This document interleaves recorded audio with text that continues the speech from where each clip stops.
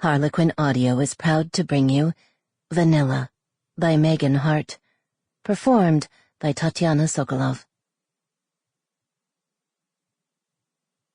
Prologue. The hum and the sting. The artist bent over my wrist, tracing the outline of the simple design with the needle, the gun, filling in the lines with ebony and shadows. My skin soaked up the ink in a way that made the girl murmur appreciatively. "This is going to look great," she told me. "Super fucking cool." It hurt. Of course it did. Tattoos always do. It's not like they're licked on by baby unicorns with tongues made of kittens, for fuck's sake. I had two others, a small Jewish star on my right hip, and a somewhat but not entirely regretted tramp stamp of a flaming sun on my lower back. This one on my wrist burned worse than the others had. Ink always hurts, but it's a clean sort of pain, an on-purpose ache that lingers when the tattoo is finished and healing, and sometimes even long after, like your skin forever wants to remember how it felt to be so marked. "What do you think?" She sat back and wiped my skin again of any excess color. I didn't need a mirror to see the inside of my left wrist.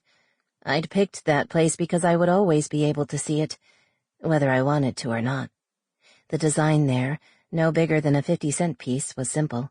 Black and gray, stylized lines and curves that nevertheless clearly made a picture.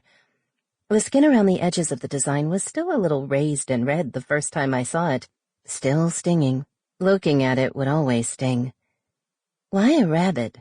she asked, with a tilt of her head. "I don't usually ask, to be honest. I mean, it's personal, yeah?" I nodded. "Yeah." "And far be it from me to judge," she continued. "I mean, if you'd wanted a butterfly or a fairy or a flower, I wouldn't even ask. But a rabbit's cool. What's the significance?" "It's so I don't forget," I told her. She grinned and didn't ask me what I needed to remember. "Fair enough. You're satisfied, then?" Satisfaction wasn't exactly what I'd been going for. Pain and permanence, yes. An eternal reminder. But since I'd been given those things, and the design we'd worked up together was exactly as she'd drawn it, I had to nod. "Yes," I told her. "It's perfect." Chapter 1. There's something so lovely in the curve of a man's spine when he is on his knees, head bowed, hands behind his back, the back of his neck, vulnerable and exposed, the splay of his toes pressed to the hotel carpet that rubbed at his knees and would scrub them briefly red. I would leave my own marks on him, careful to be sure they'd fade as fast as the rug burns. I couldn't leave anything permanent on him. We'd agreed on that from the first. I didn't want to hurt him much anyway. That had never been my game. A little sting here or there, the slap of leather on his bare skin, the press of my teeth or scrape of my fingernails, those were things to make him shudder and moan.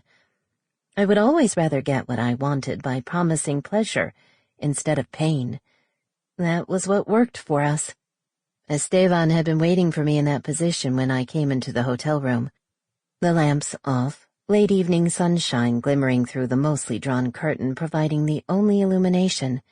He would have been willing to do the things we did with the curtains open wide, every piece of both of us exposed, and nothing soft about it.